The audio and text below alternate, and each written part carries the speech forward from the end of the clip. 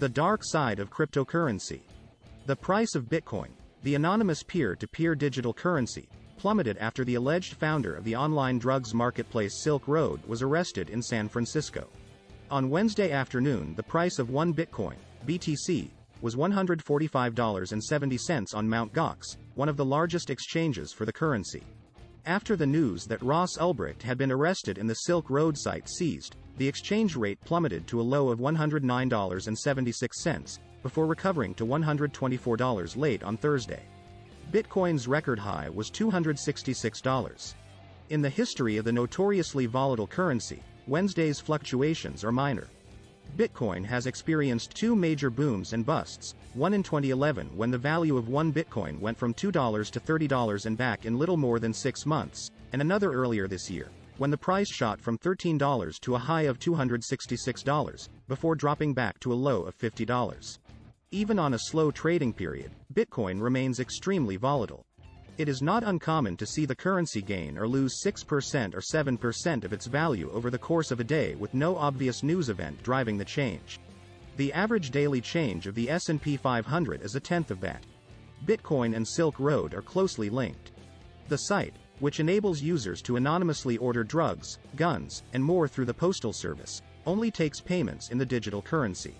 In doing so, it makes it significantly harder for authorities to follow the money to discover the real identities of buyers and sellers.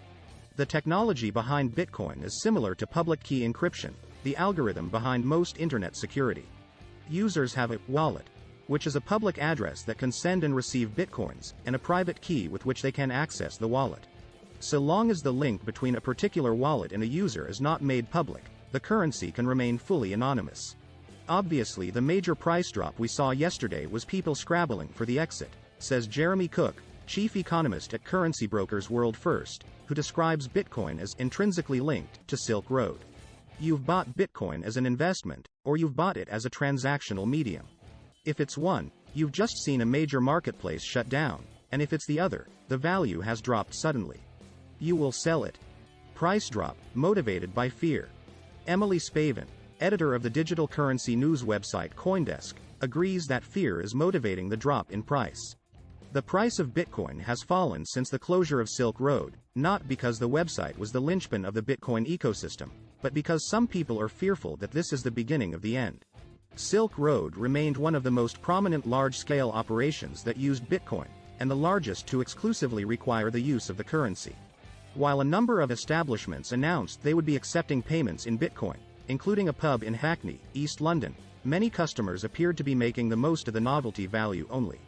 As a result, the site seemed to provide a significant share of actual use of Bitcoin. Even so, one paper from 2012, PDF, pegged the site as making up just 4.5% of the entire Bitcoin economy. Information from the FBI's criminal complaint suggests that the average daily volume of Silk Road trades is 10,000 BTC, again around 5% of the 200,000 BTC that the site blockchain.info says is the low end of daily transactions in Bitcoin. Bitcoin, not reliant on Silk Road. The reality is, Silk Road doesn't play any part in a high proportion of Bitcoin users' lives, says Spavin.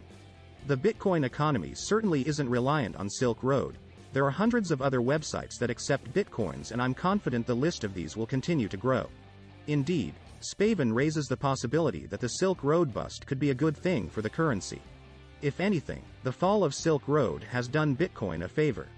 Hopefully now that the website no longer exists, people will start to see Bitcoin in a more positive light and appreciate the numerous benefits it offers. The Reuters blogger Felix Salmon agrees, suggesting that until now, the fear of such a bust may have exerted a downward pressure on prices. With Silk Road gone, a significant source of downside tail risk has now been effectively removed from the Bitcoinverse, he writes. The other question for the currency is what effect the FBI's seizure of 26,000 Bitcoins, worth around $3.25 million at current prices, will have on its economy. If the Bureau decides to auction off the seized assets, the glut in supply could temporarily depress prices, and the removal of such a large number from circulation is in effect a monetary tightening. But Cook points out that the quantity is still tiny compared to the total number of Bitcoins available, thought to be almost 12 meters. In the grand scheme of things, it's not too much of a liquidity shock. How can the FBI seize Bitcoins? Wednesday's seizure was the largest Bitcoin haul ever. We have a small favor to ask. Millions are turning to The Guardian for open, independent, quality news every day, and readers in 180 countries around the world now support us financially. We believe everyone deserves access to information that's grounded in science and truth, and analysis rooted in authority and integrity. That's why we made a different choice: to keep our reporting open for all readers, regardless of where they live or what they can afford to pay. This means more people can be better informed, united, and inspired to take meaningful action. In these perilous times, a truth-seeking global news organization like The Guardian is essential. We have no shareholders or billionaire owner, meaning our journalism is free from commercial and political influence. This makes us different. When it's never been more important, our independence allows us to fearlessly investigate, challenge, and expose those in power. Support The Guardian from as little as $1. It only takes a minute. If you can, please consider supporting us with a regular amount each month. Last week, the FBI seized approximately £2.2 million worth of the digital currency Bitcoin during the arrest of suspected Silk Road website administrator Ross Ulbricht. Silk Road was primarily used for purchasing illegal drugs. The website only accepted payments in Bitcoins in order to maintain buyers' and sellers' anonymity. There are rumors it was also used for purchasing illegal weapons and to hire computer hacking experts.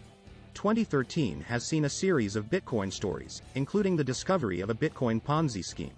In August, Bitcoin was added to the Oxford Dictionary. But where has this digital currency come from?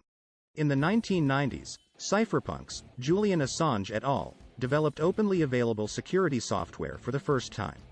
They paved the way for secure exchange of money outside the traditional banking infrastructures, particularly the creation of online-only cryptocurrencies. The software for creating and exchanging bitcoins was published by an anonymous programmer in 2008. Here is an infographic charting how the currency made its way from the preserve of the anarchist geeks to the mainstream.